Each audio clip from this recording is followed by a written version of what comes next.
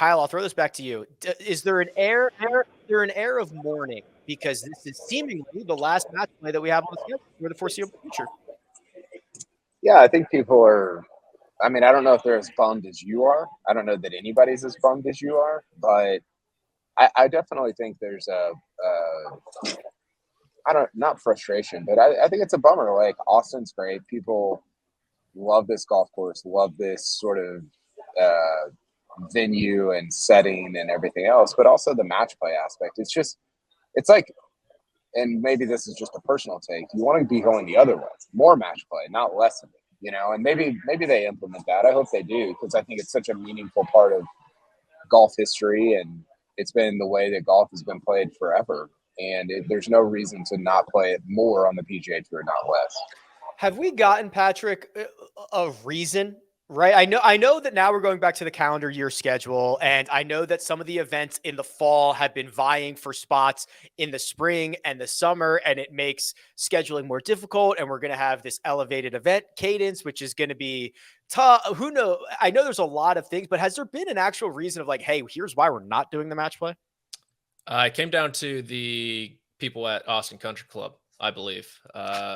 I believe the first report from Golf Week stated that they were looking for more money, or they like kind of changed what they wanted out of the tournament, or the tournament director, but it's a WGC. So I don't really understand that part, but I believe that's why. And then with that came, it's the last instance at Austin Country Club. And then more and more information kind of trickled down the line. And it was like, actually, this might just be the last WGC match play because they can't find a new venue, or they might just not want to do it anymore with kind of this new business-centric mindset, right? With the weekend on Sunday, you only have those 2 matches going on.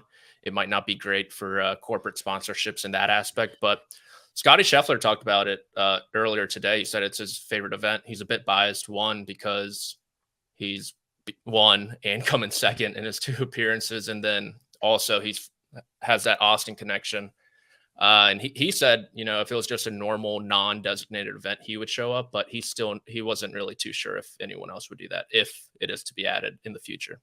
Yeah. So let's recap here, Mark. We've got the players who seem to like it. We've got, I think, the fans who like it. What is it? I understand it's hard to broadcast. I understand there's a lot of other things that are happening, but what are we missing in this equation?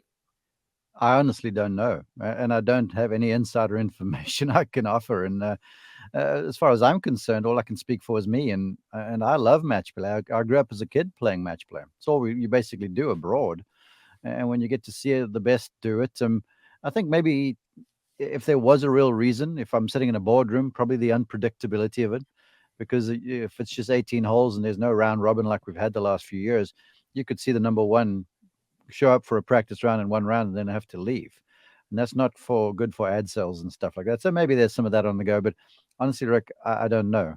Personally, I'm sad because I think Austin Country Club is a great venue. I think Texas is awesome for golf. Match play is fun, and it's nice to see the David versus Goliath once in a while, and then a David knock off the Goliath from my point of view. Do we think that the NCAA board, Kyle, sits in a room and says, "Boy, I hope it's predictable"? No, they say, "I hope it's chaos. I hope it's madness. I hope Princeton makes a run at it." Right? Like this is embraceable. Yeah, I think that's more embraceable because Princeton is so much more of at least feels like so much more of a long shot than like Cam Davis. Because I think people look at Cam Davis, they're like, oh yeah, he's a professional. Like there's not the same.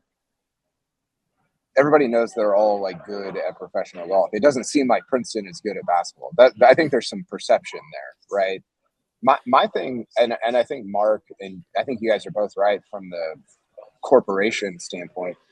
So just do do the USAM thing where you play 36 holes or 54 holes and then knock it down to 8 guys, 12 guys, whatever for the weekend. And you're going to get a lot of the top players up there especially if you're doing like the limited field type entry point. So I think you could meld it. You could blend those two things together and still keep the it would almost be better, because I think part of the reason that people don't like match play right now is we don't often get the DJ versus John Rahm. We don't get the Rory against Colin Morikawa, right? We get those sometimes, and they're awesome. That's why the Ryder Cup is awesome.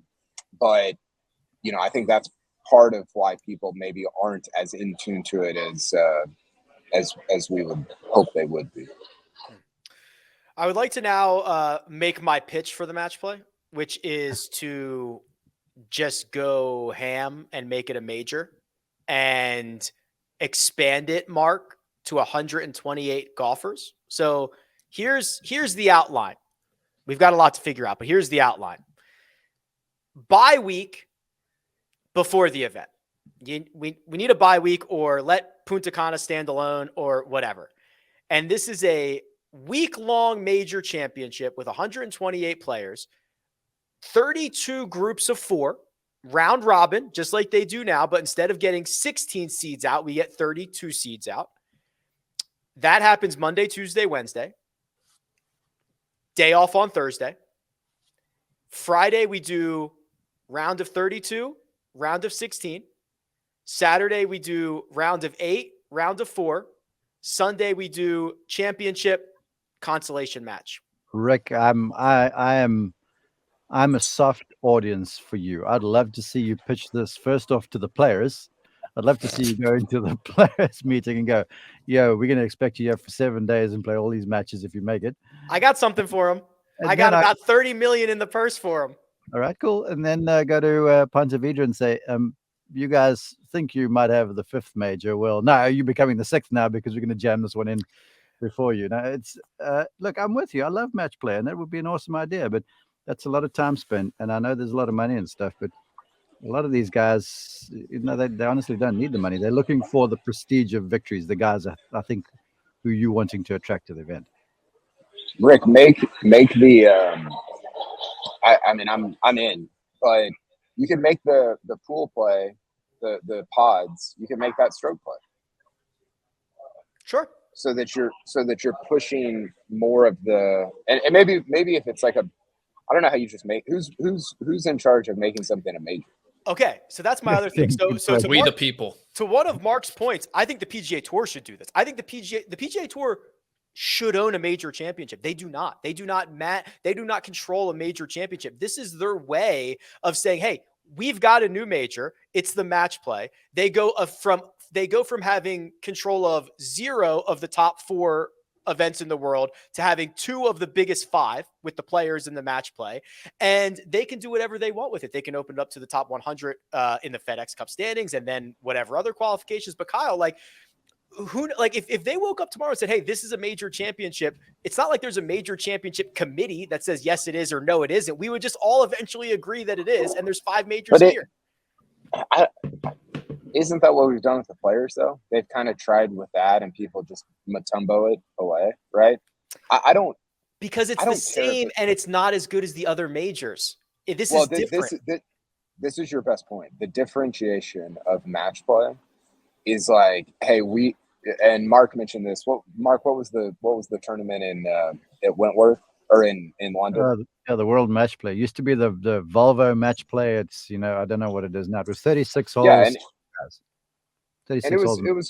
it was interesting and great because it was different, and because you had Mark, 8 of the top guys, 16 of the top. There were only 8, and they played 36 hole matches, which is freaking awesome, right? And I think what you could do, Rick, I don't know that you could call it a major, but I think the tour could say, hey, we're going to host the biggest and best match play. I mean, they already do this, but we're going to host the biggest, most important, best match play event in the world.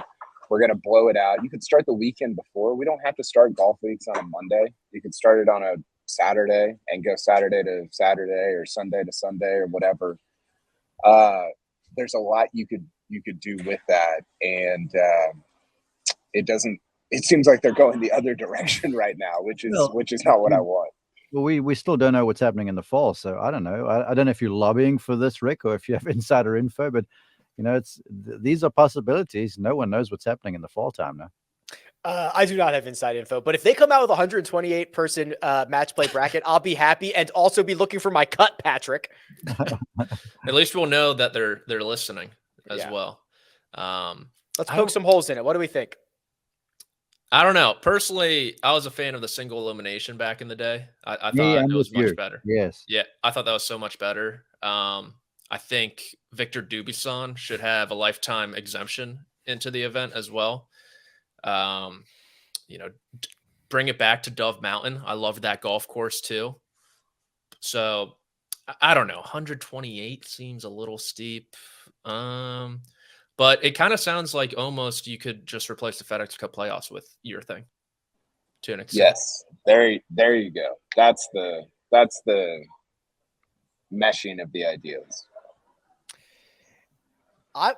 That's interesting because usually, so the other thing, Kyle, is when match play ends up getting discussed in golf, a lot of people want it to be the tour championship, right? And have these guys play almost like a bracket, whether it's the final 16 or 32 or whatever, have that end up being the match play, which doesn't fix the broadcast issues, but like, yeah, that would be cool to see two guys play for whatever the difference in first and second place money is going to be. That'd be pretty cool. Yeah, and I think that somebody, maybe Mark brought this up, and I think it's correct, or maybe you brought it up, Rick. It's hard to have a different format for your year-end deal than you have throughout the season. So sprinkle more of them throughout the year. Make I'm just making this up, but make the Wells Fargo 36 holes of stroke play and 3 rounds of match play or whatever. Like, I don't know who's like against that, you know? And maybe that's not what's best for the entertainment or the corporations or whatever, but I think that would be fascinating. And then when you get to the end, you get to the playoffs, when you get to hey, here's our top 50 guys, here's our top whatever are making the playoffs, 70 guys, you have some context for like, hey, here's what match play has looked like throughout the year, and let them go at it for $75 million or whatever the FedEx Cup is. It's interesting. I hope that the match play in some form or fashion continues to be something we see the best in the world play. I guess the jury is still out on that.